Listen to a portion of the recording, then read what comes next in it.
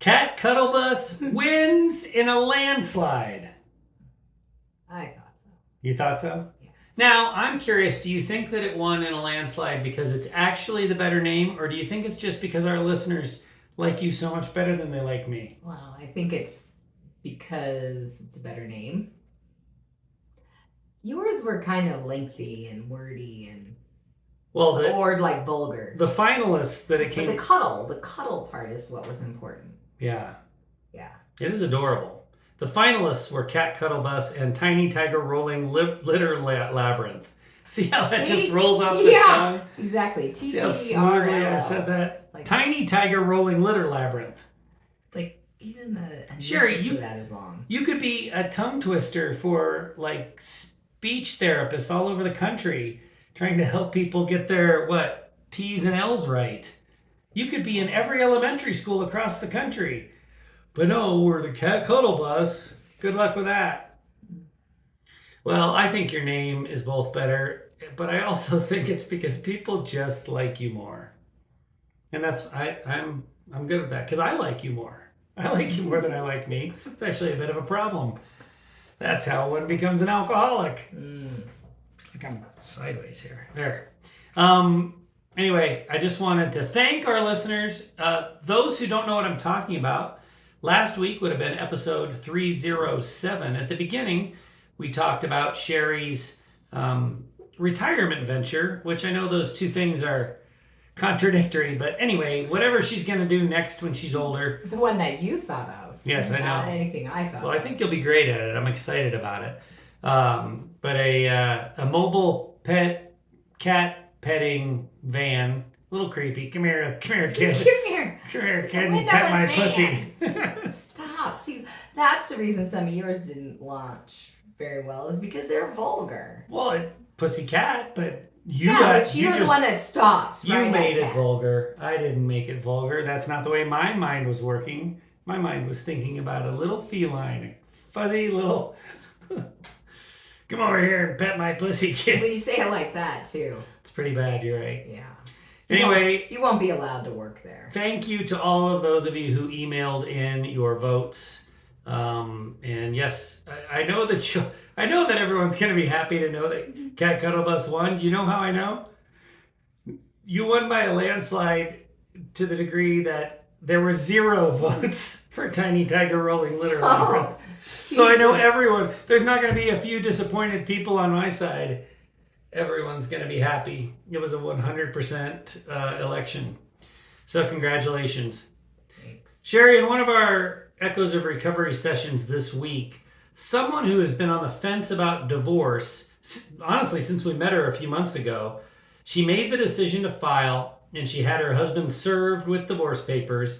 And then after the serving, she and her husband sat down with their kids and talked about the fact that they were getting divorced. He is an alcoholic and continues to drink, and so that was an overwhelmingly emotional hurdle that she had to get over. Not only the decision to file, the filing, and then the talking to the kids. Those are 3 just gargantuan things. Mm-hmm. And we saw her about 48 hours after all of that agonizing upheaval.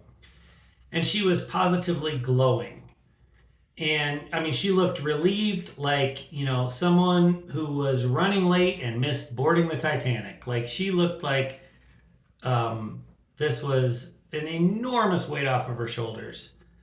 And there was no spitefulness in her or no anger, at least not in that moment. Divorce is serious business, and she's going to go through a wave of emotions. There's going to be grief processing that has to happen. There will be anger for sure along the way, but in that moment, she just looked relieved and she was glowing. And someone in our group reacted to her expression of relief in a really joyful and compassionate way. But she started her comment by saying, "I'm not rooting for divorce. I'm rooting for people to be treated with respect. And in the absence of that respect, I'm rooting for people to extract themselves from the toxic situation." And I really just felt like that was a profound comment. Because None of us are rooting for divorce, but we've learned so much about how we can't control other people. It's really hard to root for marriages to stay together when it's a toxic situation and someone's in pain. And so all that we're left with is to root for that one person who is trying to do the best they can to protect themselves and their kids and make positive change. And when that results in divorce, it feels like we're rooting for divorce, but we're not. What? How do you process all of this? Um, well, I mean, I think that's right. I'm not rooting for divorce. I'm not like encouraging people to break their families up and have, kids with partial custody back and forth. That just is ugly, and I'm not rooting for any of it, but I think getting yourself out of a bad situation where you're not even the sober, stable, grounded, safe parent for kids in a situation, or you're not in a safe, emotionally safe, or physically safe relationship when the alcoholic sees nothing wrong with their behaviors and don't want to try to change, even after years and years of conversations and counseling and therapy and things like that. I mean, you just want that person to be happy and healthy, and you want the other people that care about both parties to not have that fret and worry either for both of the people in the relationship, or if there are children in the relationship. Because like, you can only imagine what it's like to be, say, the in-law side of, and you're the person that is the sober partner, and you're talking with your in-laws about the divorce and all that's gone on. Well, they're probably very worried because they've been probably aware of the situation, so they're worried about their in-law, whether it's their daughter or son-in-law, the grandkids that are involved. So at least knowing that they are in a safe situation away from that addict too, I think it's a big relief for everybody when sometimes some marriages do dissolve. But no one's rooting for divorce. They're just rooting for the health and safety of everyone involved. Included in that, when you say everyone's rooting for the health and safety of everyone involved, is the woman that we're talking about specifically. She still very much loves her husband. She worked for years and years and years to do everything that she could think of to help move him towards sobriety and the ability to create emotional safety for the family. And she was experiencing a moment of relief, but overall, she's heartbroken. Mm-hmm. She's heartbroken about the situation, about the fact that the marriage isn't going to make it, and that the family is going to, there will now be two homes and not one family home, and about all that entails. And so I want to make it really clear that I want to represent this person accurately. She wasn't like celebrating the dissolution, is that a word, of her marriage. Mm-hmm. She was relieved. She was just relieved. And it's the same kind of relief we see, and I experienced firsthand, when an alcoholic decides to stop drinking. There's that initial period of relief because you're finally acknowledging the elephant in the room. You're finally doing something about the thing that's causing the biggest problems in your life, and kind of taking the reins for the first time. And all those other emotions come in later: frustration, sadness, anger, all of that. But in that moment, it's just an overwhelming sense of relief. I think a commitment to a decision, because when you have been in a situation like this person and many others, where there's that, should I stay, should I go, the back and forth, the weighing, and then when you finally feel like you've gotten all of the signs, and when and you make that decision, that commitment to decision also, I think, is a big relief. And the fact that they've addressed all the things they needed to address in that few moments, mm-hmm. In those few days. Like, when is the move out time? When is, the papers being served? When do we talk to the kids? I think it's just that kind of, that commitment that you're not on the fence anymore. Yeah. That you haven't made a decision, that it's weighing. Because when you are thinking about that, that does weigh you down. That's right. Because there's a lot swirling in your head. So once you have a commitment, and at what the outcome, what the immediate outcome is. At the same time as that weighs you down, I think we have to acknowledge something that we've said many times. You'll know when you know, as it relates to making that decision. Yes, being on the fence, being indecisive is hard in and of itself. But this is also nothing that can be rushed. And each individual person has a different tolerance for what they're willing to accept in their relationship. And so there's never like a test, like a litmus test. Like you and I can't say, tell us your situation and we'll tell you whether to get divorced or not. No psychologist can say that. Answer these 10 questions and we'll let you know when it's time. We are not psychologists, but no psychologist, no mental health professional, no therapist, nobody with 50 years of experience in couples counseling. Nobody can do that for a person. It is an individual decision. Mm-hmm. And we have to have respect for people who are in the in-between and who don't know yet. They haven't made their decision. And so while there is overwhelming relief when you do make that decision, it also can't be rushed, because I can't imagine anything worse than making a hasty decision that you later regret. Mm-hmm. So the whole thing, it's a process, the whole thing, going from the first inkling of thought of, oh my God, I think there's a chance this isn't going to make it, to working through that and coming to the conclusion, and then going into action and feeling that sense of relief. Well, and I've not been in this situation, but I have been in similar situations where there's a weighty decision to be made. And the way this person was glowing and feeling a little light, like without the weight of the world on their shoulders, I think that's just an indication that they really did do it at the right time, listening to their body, their mind, their instincts. Yeah. Because I know I felt that way before. I think when you do have a decision that you're uncertain about, and maybe you have gone in with haste, I don't think you could feel the way this person is feeling. Agreed. I want to push back. You have been in this situation. You just didn't ultimately make the divorce decision, but you have been in the in-between, in the unknown. You've been in a situation with me where others are recommending that you divorce me, and that's seriously a consideration for you. And what you did was you detached to the point where I could see it coming. And that level of pain is one of the things that made me seek sobriety. But so you're right, you haven't been in that, because when you decide to stay, one of the things that you are shortchanged, I don't know, you don't get that moment of relief from the decision was made and, the thing was filed, the papers were served, we talked to the kids. The decision to stay is an ongoing, daily decision. And so there isn't that level of, phew, I made the decision to stay. You might have had, okay, Matt decided to get sober, but this chucklehead's done this many times before and decided to drink again. So all you ever decided to do was stay in the mix and see what happens, really. Yeah. And it's kind of a daily decision. Mm-hmm. Some days you lead in different directions than others, I'm sure. Yeah.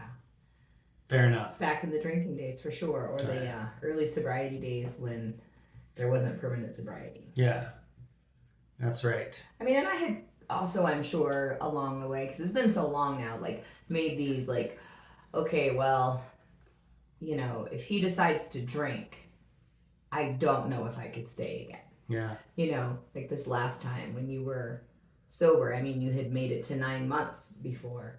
I don't know what would have happened if you had decided to just drink again. I think I knew, if you had relapsed and then went right back into sobriety and the work you were doing in sobriety, if I saw that, I said, okay, so someone can have a relapse, but we're getting right back into the positive sobriety side of things. The work. So I was going to be okay with that.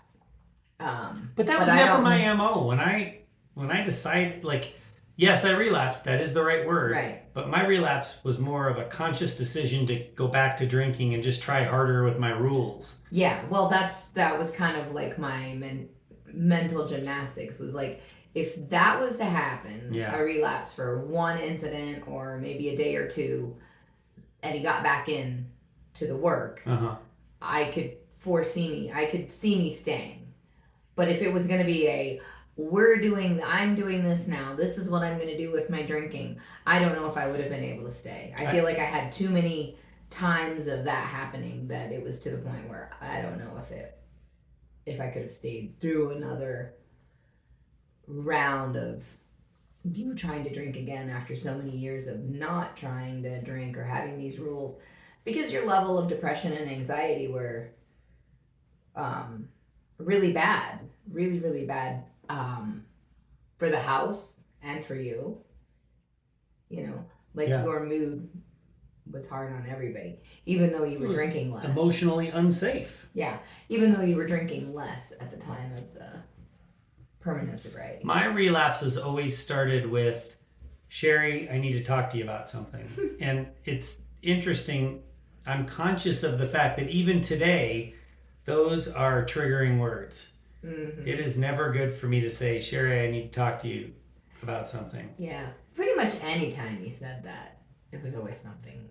Yeah, whether it was, I'm going to go back to drinking, or we should do this. We should buy this other bakery that's closing down, or build a satellite when we owned our bakery, or whatever it was. Yeah, I've always got something up my sleeve. Or like, during your whole pregnancy, you didn't know this, but the company that I currently work for is closing that, and so we have to move. And I know we have an infant daughter at 3.5 months old, and you're set here in your neighborhood. Yeah. I didn't want to bother you during pregnancy. Gabor Mate says triggers are something that can touch that trauma at any moment, and the trauma feels fresh. Sounds like that's a triggering statement, because you go right back to some pretty potent memories pretty quickly. Those are just comments that have happened over the years that are not alcohol related. So anytime you want to talk, I'm like, fuck. Yeah. About what? I think it's better if I lead like mid-sentence, like mid-paragraph, just start talking. In the middle of your sentence. Well, it's not different than like whenever something's broken in the house or with the car, like you start with, "You're not gonna like this." I did that once yesterday.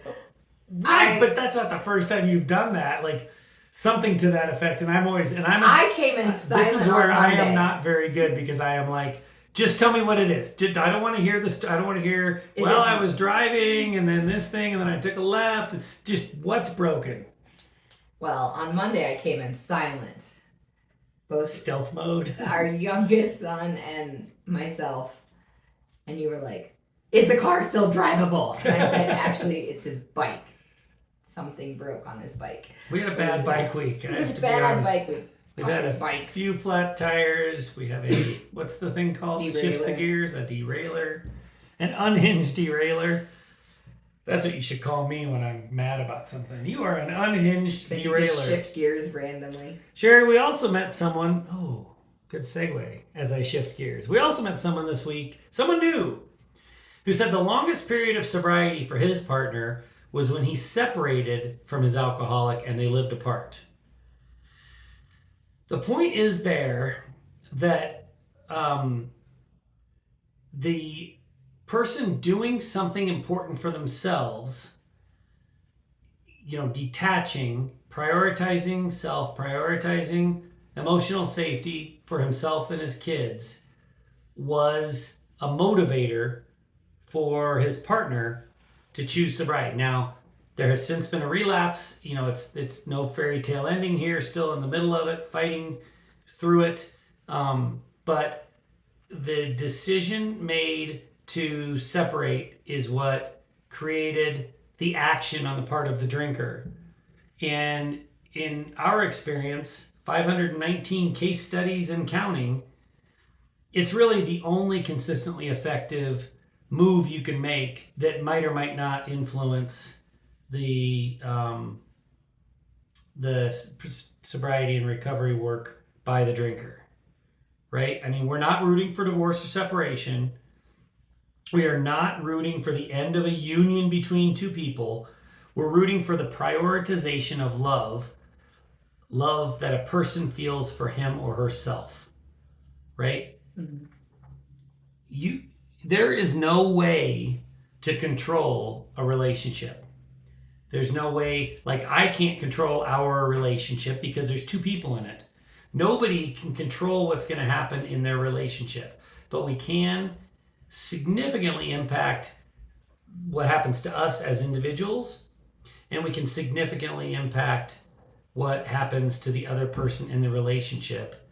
And so here we go, just another case. Someone knew that we're meeting, and in a long litany of alcoholic saga, the one period that showed some real hopeful promise was the period that immediately followed a separation. Did that surprise you? When I heard of the rehabs and the different the IOPs or the detoxes, all the stuff, the one thing that got a little bit of traction was the separation. Did that surprise you? It did not surprise me because we have many examples of that with people that we've met over the years, where that is the case. That separation and living apart from one another was what worked for their situation of keeping that person sober. Yeah. And striving for work in the work of recovery. Yeah. To say that this work that we do, this podcast, is an evolution is an understatement. When we started, initially the podcast was like a rudderless boat. It was me and Jason talking about whatever topic we wanted to talk about related to addiction and recovery. I mean, it was fine. Those are still valuable episodes, but like we weren't on a mission. We were just kind of curious. And then you came on the podcast. Episode 9, for any listener who hasn't listened to it yet, is by thousands and thousands and thousands of downloads our most listened to episode, and it was your first time coming on the podcast and telling your story. And it was really what launched what felt like a mission. And the early mission was, let's help people do what we did. Let's help people save marriages. And one of the things we said the first time we stated that mission out loud was that you and I both grew up in a situation where even though there were divorces on your side of the family and there were not on mine, marriage was considered sacred. And we entered our marriage with a strong sense that it was a sacred union because, A, you had experienced divorces and you didn't want, throughout your family, and you didn't want to experience one firsthand. And on the flip side, for me, there hadn't been divorces in my family, and so I wanted to continue that tradition. And so we made the mistake of saying, Sheri, I think we just want it more. And that's a huge component of us staying together. And we kind of unleashed, by saying that, kind of unleashed holy hell. We heard from several people. I remember one person who's still a huge supporter of our work, and I actually emailed with her this week, who said, how dare you? How dare you question my dedication to my marriage just because it ended in divorce? How unfair is that of you to say you're going to help people follow your path because you wanted it more and maybe they can want it more too? And it was just a huge affront to people for whom the relationship has dissolved. And I think the story that we started this episode with is an excellent example. This woman who felt relief from having served divorce papers and talked to the kids, she wanted it just as bad, maybe even more than we did. She stayed in a difficult situation for a very, very, very long time. And she did that because she was trying everything she could to save the marriage because she believed in the sanctity of marriage and she wanted it really a ton. And just wanting it, just having it be a family tradition, or just wanting to break a cycle of divorce that you've had in your family, it's just not enough, is it? No, it's not. And I think that we were very naive in knowing that I had a lot more tolerance than others just because of my exposure to addiction when I was a child.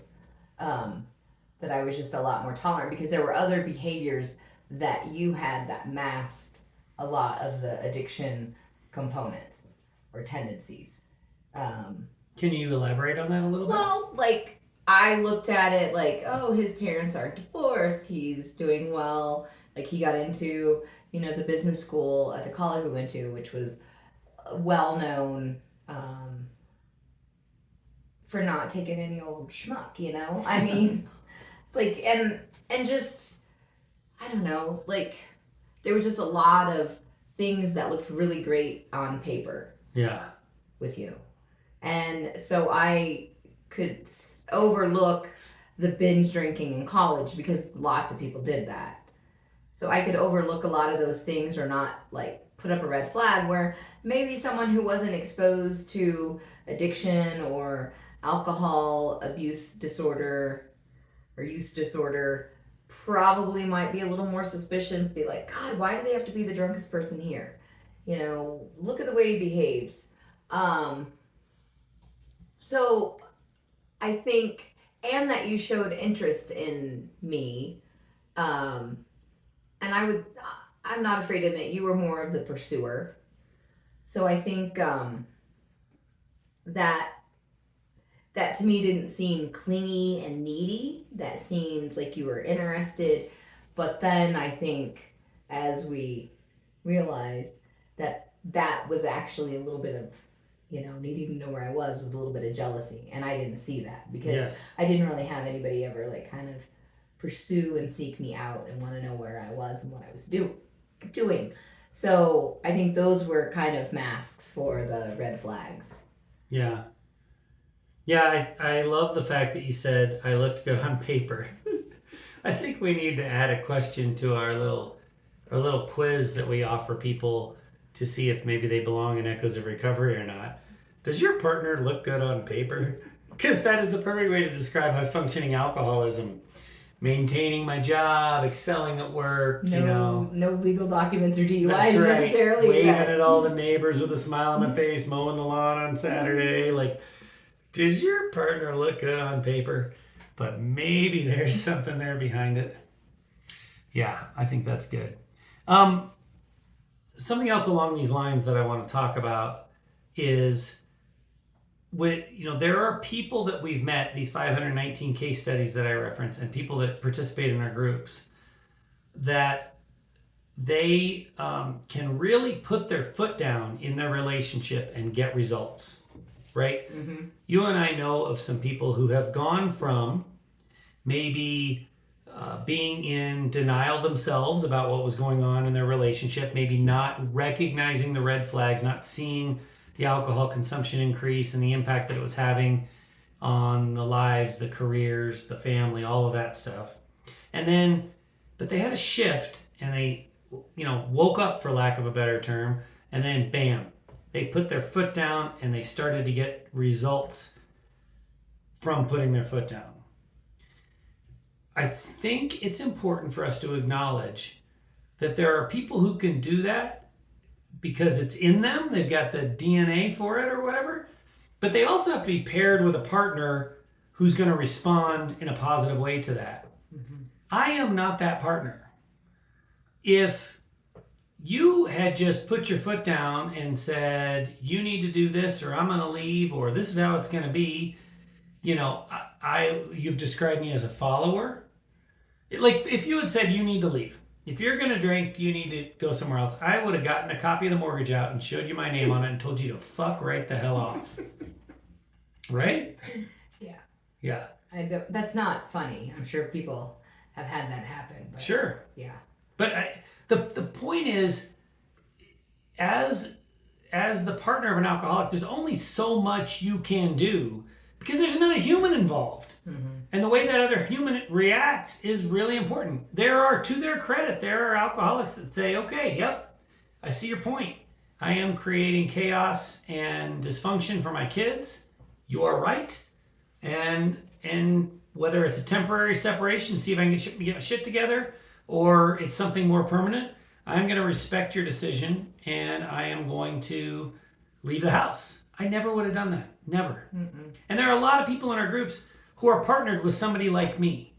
And the reason this is important is because I don't want people to think that you can control the narrative by being determined or authoritative or kind of hard-nosed or just having a type A personality.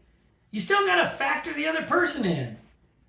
And if the other person's a Matt-like asshole, that ain't going to work very well. Which is why your navigation technique of detaching was so effective in our situation. You didn't try to kick me out because you knew that wouldn't have worked, but you did make it clear that you were removing yourself slowly, bit by bit, from the relationship, from the marriage, from our life together. And that was pretty clear. And while you couldn't have made me leave the house, I couldn't stop you from extracting yourself from the marriage. And I knew I couldn't. I mean, I could chase you across Kansas on your way back to Indiana where our family is, and maybe I'd have caught up with you, and maybe there would have been a horrible, I-70 side homicide. One of us, I don't know which one. I mean, it could have ended really awfully, but you couldn't. There were limits to what you could do, and there were limits to what I could do, and I knew that. Mm-hmm. Yeah. Sorry about going dark there with the. Yeah. You made a face. That was very dark. Yeah. Thank God, nothing like that. It didn't come to anything like that. But you chose the right path. You navigated it the only way you could with my personality type. And I think it's the most commonly successful action, the ones you took to detach and prioritize yourself and love yourself and work toward demanding the kind of safety and peace that you deserved. That's your only choice. Yeah. You can't control the range of personality that you're dealing with. The range goes from everything from withdrawn sheep to raging Wolverine. And I don't think I was raging Wolverine.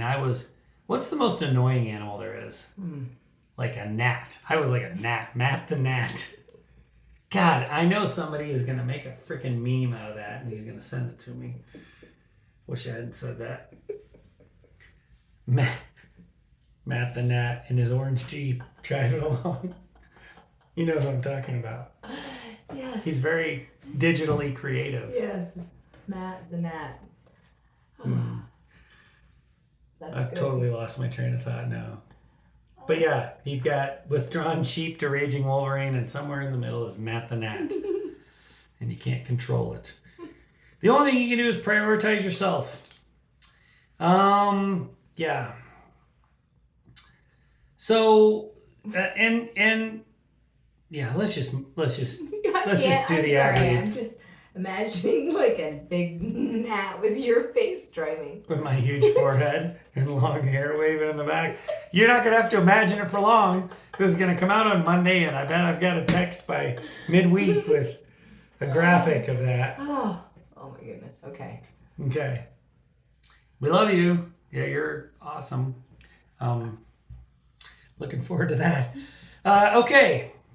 So let's try to pull it back together. We're going to talk about our advertisers, but after we've done talking about our awesome sponsors, we're going to go back into story mode, and we're going to tell about an interaction that I had this summer with my dad and my sister that left them both dumbfounded. How's that for a tease, Sheri? And it's a great example of a huge societal misconception that really relates to what we've been talking about. But first, we are supported by Echoes of Recovery, our group of loved ones of problematic drinkers that are growing and learning and discovering the lives they deserve together.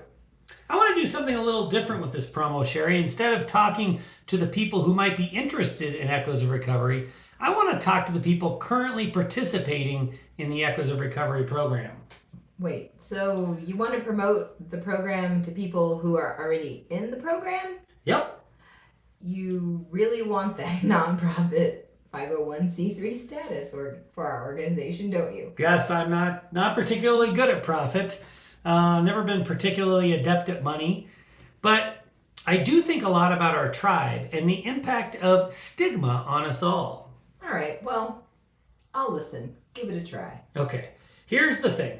The people in our groups, Echoes of Recovery, and also our Shout Sobriety group for former high-functioning alcoholics, they are some of the smartest, most loving, compassionate, hardworking, growth-oriented people I know. They are the kind of people I want to hang around. And I do hang around them. In addition to the many opportunities to Zoom with them each week, we also get together in person and we have as much fun as a group of people can have with their clothes on. Ugh, that is not a surprise, that last line about clothes on. Anyhow, I agree. We do love our people. They're great. So, what's the problem? The problem is that our participants always know in the back of their minds what brought us together, and that thing was alcoholism. And what we are doing is recovery work. And those two terms, alcoholism and recovery, are among the most stigmatized words in the world. We have to shake that stigma. All through life, people gather because of shared interests. And then the relationships transcend the original reason for gathering. As a kid, for instance, maybe you joined a soccer team or you acted in the school play. In college, you get lumped together with people with a shared major, and to mitigate the costs of living as an adult, you get lumped together with a different set of people in, the dorms or shared apartment spaces. It doesn't matter what brings people together. Once they are friends, they enjoy the benefits of that sense of belonging. So, I think I see where you're going. So, if you're on a soccer team or you're an education major, there's no stigma. Right. If you find your people because you are in recovery, that stigma follows you around like that monkey on your back. That's right. And here's the thing about the monkey of stigma. Our groups attract people seeking recovery, but what we actually do goes far beyond healing from the trauma of addiction. We discuss ways to communicate better. We work on building pride and self-confidence. We talk about raising kids who are not full of insecurities that will lead them to need to medicate. We address evolving gender roles and how relationships can thrive in a post-Archie Bunker and Father Knows Best society. We're a bunch of modern-day philosophers seeking enlightenment about living in a modern world with abundant pleasures and a lack of healthy coping mechanisms. We are on the cutting edge, Sheri. We are thought leaders in a big brainstorming session, and yet we carry around the shame of stigma. That has got to change. Yeah, so what do you propose? I want to challenge our current participants in Echoes of Recovery to stop thinking of what we do together as recovery. Please think of what we do as imagining a healthy way to navigate a world with exponentially increasing addiction threats from media technology, increased legalized gambling, lifelike AI robots, new substances flying under the FDA radar, and generations of kids who have nothing healthy to compare the state of our current society to. We're not a recovery group, we are a think tank tackling a mental health crisis. We bring experience and creativity and a sense of shared purpose. Belonging. What we have is belonging. That's right. We belong together to solve some serious problems, and there should be absolutely no stigma attached to that. If you think you might belong with us in Echoes of Recovery, if you think you might like to help us solve the problems and think in unique ways, please sign up for a free 30-minute video call with Sheri and me. Please go to echoesofrecovery.org and answer just 5 simple questions. It shouldn't take you a minute to take the first step in becoming a thought leader. If you don't know if you have what it takes, take the first step and let's see if you belong. Please go to echoesofrecovery.org. And maybe I'll have to add to those 5 questions. Wait, what'd you say? I wrote it down. Does your partner look good on paper? Does your partner look good on paper? We are also supported by SoberLink, the high-tech, tamper-proof, stellar quality, best-in-class breathalyzer and accountability tool. Months ago, our teen and young adult children tried to change the oil in their car. To get the drain bolt out of the oil pan, they tried to use an adjustable wrench. It wasn't that we didn't have the right size socket, they were just a little too lazy to go down in the basement and find it. So using the adjustable wrench, they stripped the drain bolt, and we had to take the car to the shop to have the drain bolt drilled out and the oil changed professionally. It was a great learning experience about maybe tapping into a lifetime of boneheaded home and auto maintenance decisions by dear old dad, but also a lesson about using the right tool for the job. This story, Sheri, makes me think of SoberLink. So what? Like, you think that the kids would strip the threads off of SoberLink? No, and I know how defensive you are about the kids, so I'm not going to be surprised by that shot. The story makes me think of SoberLink because buying a breathalyzer online at some department store is like using an adjustable wrench to change your oil. It is the wrong tool for the job. A handheld cheapie is so incredibly likely to do damage to the thing you are trying to fix. Yeah, okay. Thanks for covering yourself there. Yeah. I agree. The game changer with SoberLink that it is not just any old handheld tool, it's a system. It's a whole tool set. Ooh. And it's the most accurate and reliable hardware and software. It's tamper-proof with 24/7 facial recognition support. The tests are court admissible in all 50 states and Canada. And SoberLink has scheduled testing with results sent automatically to accountability partners. Why is the scheduled testing and reports sent automatically a game changer, Sheri? Well, because SoberLink is the tool to build trust and crush the shame. So everyone knows the testing schedule. It's planned, unavoidable, accurate, and distributed. It creates an expectation instead of anxiety and frustration. And SoberLink builds trust. A handheld breathalyzer shoved in a former drinker's face builds shame and resentment. Because it is the wrong tool for the job. Learn more about SoberLink and see if it is the right tool for the job in your situation. Request a promo code and learn about the SoberLink technology and the company behind it. Don't bring a knife to a gunfight, and don't bring an adjustable wrench to an oil fight. And don't bring a cheap breathalyzer to a relationship repair or a co-parenting situation. Bring SoberLink. Request a promo code for $50 off your SoberLink device. Take that first step. It is easy and there is no commitment, and you can learn more about this tool. For a promo code for $50 off your device, please go to soberlink.com/untoxicated. All right, Sheri, I'm going to tell a story about a conversation with my father and sister and I this summer, and everyone can learn more about this tool right here. Couldn't help it. I think you're like, yeah, you should try. You should try to help it. Each summer, we take our family to visit my parents on the same week that my only sister brings her family to visit my parents as well. It's great. The cousins get their annual interaction. They've grown up, apart but together because of this 1 week that they get to spend together. We eat great food. We sleep in. There's lots of fun conversations. My mother is like the family historian. We look through picture albums, which is great. It's actually, there's a lot of parts to it that are really fun. So, sitting on the back porch with my dad and my sister this last summer, or earlier this current summer, we were having a conversation. My nephew had been married just a few weeks earlier, and they were talking about how tough marriage is. Mm-hmm. They were talking about how important it is to stay together no matter what, and to learn to work it out and fight for the marriage. There were certainly some Christian themes thrown around, as everyone in my family, we are Christians. And so, talk about the sanctity of marriage, what we talked about earlier, the religious component.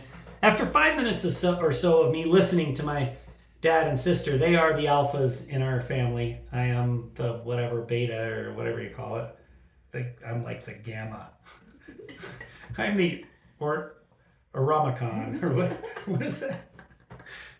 I don't know. I'm going to make up a Greek letter, and that's what I'm going to be. I don't want to be the beta. That doesn't sound very good. You're the end. You're Omega. I want to be the Omicron. Okay. Anyhow, let's get on with your story. Yeah. So the alphas were talking about marriage, and I kind of sheepishly piped in that Sheri and I often try to help people find their way to divorce. And the look on my dad and sister's face was priceless. They were dumbfounded. They, looked at me and said, "What? I'm going to need to understand this." And then there was a huge distraction, which is not really part of the story, so it's not important. But it was enough. It was a legitimate distraction that brought all three of us away from the conversation, and we just never got back around to it. And I'm not sure if we never got back around to it because my dad and sister forgot about it, or they just kind of discounted my opinion, which, if I'm being honest, it wouldn't be the first time. So that's probably a leader in the clubhouse. They said, "Matt said something dumb and I don't even care to follow up because it's not real. I don't really care what he has to say." Or they were afraid of what I was going to say. What's this chucklehead got up his sleeve? So anyway, we never got back around to it. And the point I'm trying to make is that I used to agree with all of those sentiments that they were making about the sanctity of marriage and how it's hard work and you've got to stick it out, you got to fight for it, and it's what God wants, and it's a contract that should not be taken lightly. But now, after seeing so much, so after 519 case studies and counting, it comes down to this, something that's very simple, but not at all easy. If both people in the relationship are not capable of providing and maintaining emotional safety with near 100% consistency for the family, the relationship can't thrive. I'm going to say that again. If both people in the relationship are not capable of providing and maintaining emotional safety nearly 100% of the time for the family, the relationship cannot thrive. I think this is something that is going to be, it's right now, it's fringe. It's something you and I talk a ton about. It's something that people in our think tank, we call Echoes of Recovery, talk a lot about and understand. But I think it's still a bit of a fringe philosophy, kind of globally, culturally, societally. But I guarantee you this will become mainstream as we move forward. And the reason I'm so confident in that is because there's nothing else holding women in relationships with men anymore like there has been throughout the entirety of history until, say, 50 years ago. There's no need for financial security. You don't have to stay married because you can't get a job and provide on your own. You don't need the physical security of living with a man because, the world is a dangerous place and a rabid Wolverine is going to come rip apart your tent and eat your babies if you don't have a man there to protect you. All of those threats are gone, and all that we're left with is the need for emotional safety. And if both people in the relationship can't provide that, the relationship can't thrive. And we are a long way away from both parties in relationships being conscious and aware of the need for emotional safety and being able to provide it. What do you think about? What's your reaction to all of that?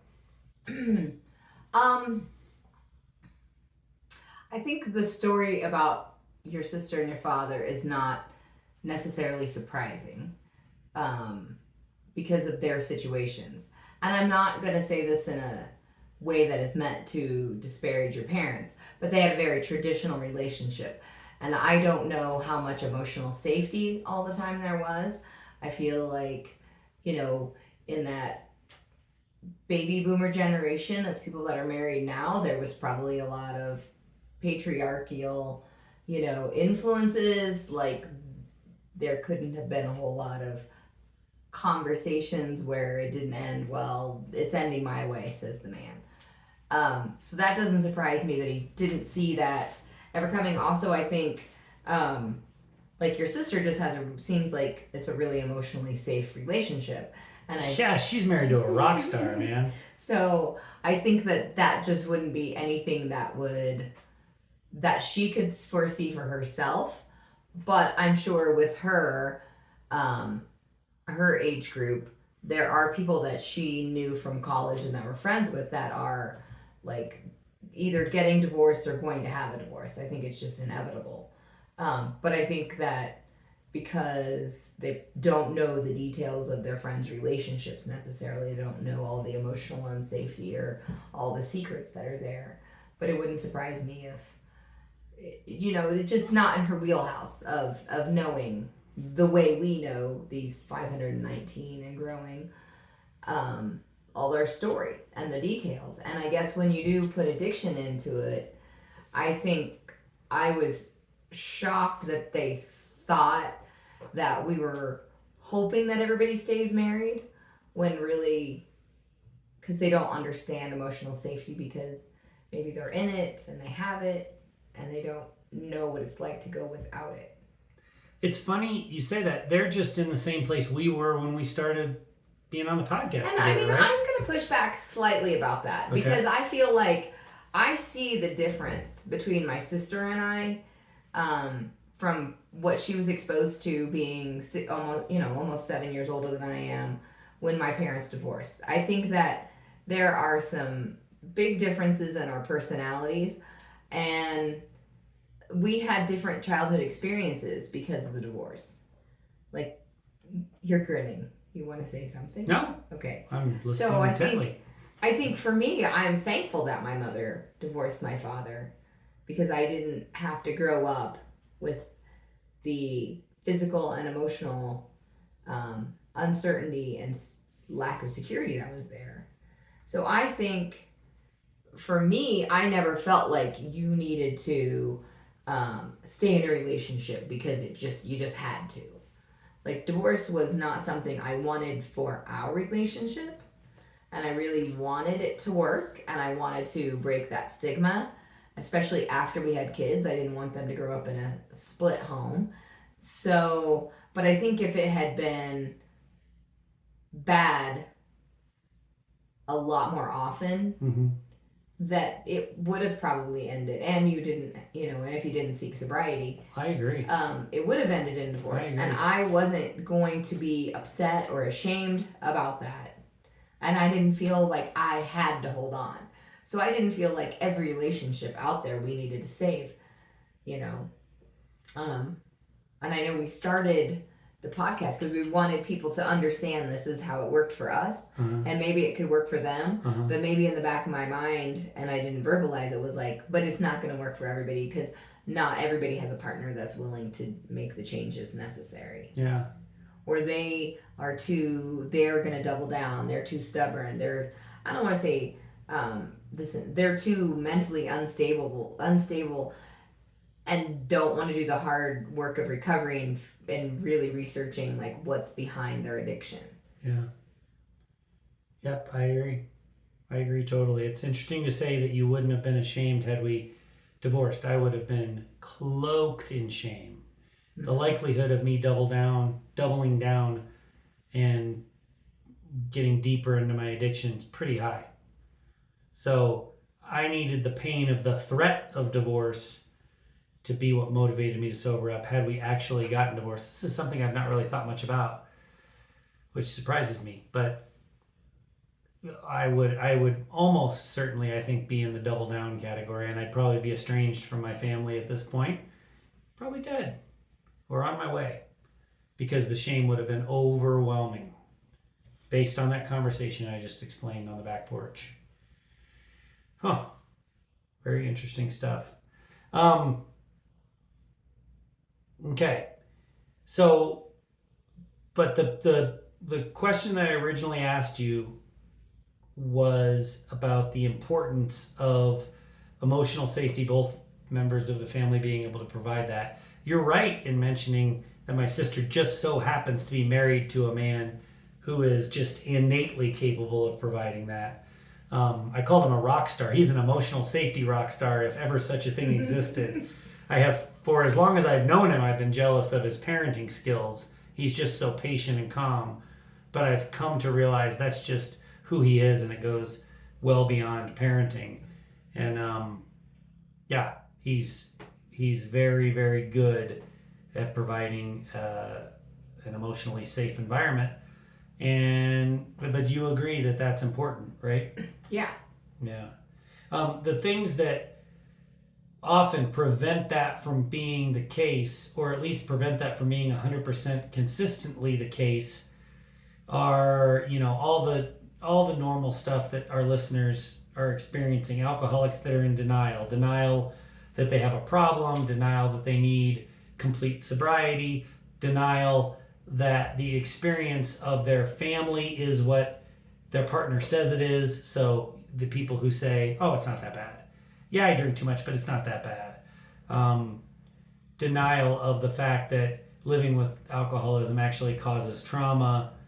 Denial of the behaviors from when they're blacked out because they don't know the behaviors or remember the behaviors. And when I talk about these people, I am these people. That was a big part of my MO before I acknowledged the truth and got sober was, oh, Sheri, you come up with these big, elaborate, fabricated stories in the morning after a night of me drinking, and it just couldn't be as bad as you say it is.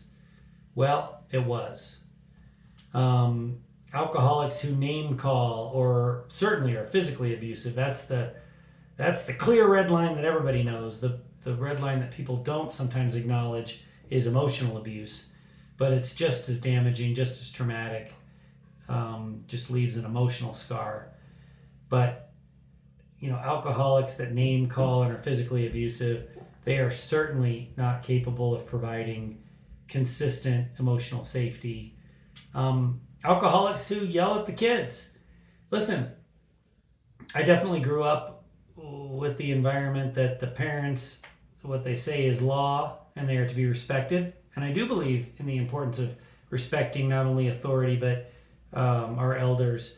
But I believe that the limits to how we elders react to a lack of respect from our kids, I just think that is way different than the way I thought it should be handled.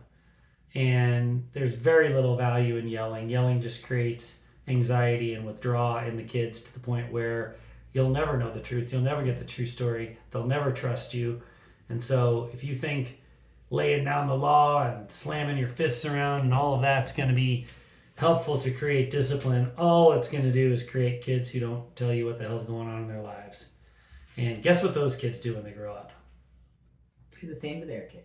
And medicate themselves. That's right. Pass it on and medicate. You're right. Alcoholics who yell at the TV. I mean, I don't care if you're yelling because you're a Jets fan and that's a sucky existence and you know that your team's going to lose every week, or you're yelling at politics, or any number of things that you let get you riled up and raise the level of anxiety in your house. Television, social media, just bad day at work, any of that stuff. Bring that home, yell about it at home, and you are not capable of providing emotional safety in your household. So that is bad stuff. That's the kind of stuff, Sheri, that we Gen Xers, we just grew up with that being the norm, right? I mean, there was no such thing as emotional safety. And if someone was yelling, but they weren't yelling at you, it still created anxiety, but you didn't know that or think that that was bad behavior, right?